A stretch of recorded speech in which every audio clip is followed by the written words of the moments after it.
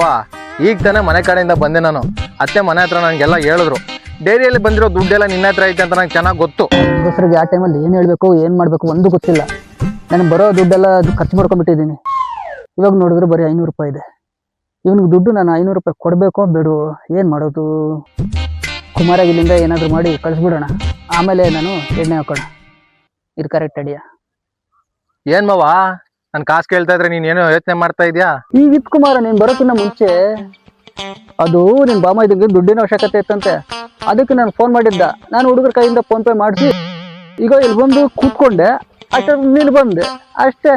ಸರಿ, ಈಗ ನನ್ ಬಾಂಬ ಇದನ್ ಕಾಲ್ ಮಾಡ್ಕೊಡು, ಒಂದ್ಸಲ ನಾನು ಮಾತಾಡ್ತೀನಿ. ಇವತ್ತು ಇವನು ಕಾಸು ಕೊಡೋರ್ಗು ಬಿಡಲ್ಲ ಅನ್ಸುತ್ತೆ.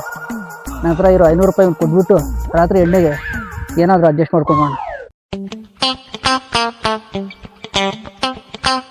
ನನ್ನ ಹತ್ರ ಸುಳ್ಳು ಹೇಳ್ತೀಯಲ್ಲ?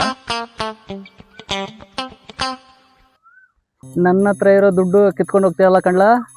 ನನಗೊಂದು ಟೈಮ್ ಅನ್ನೋದು ಬಂದೇ ಬರುತ್ತೆ, ಆಗ ನೀನು ನೋಡ್ಕೊಂಡೇ ನೋಡ್ಕೊತೀನಿ.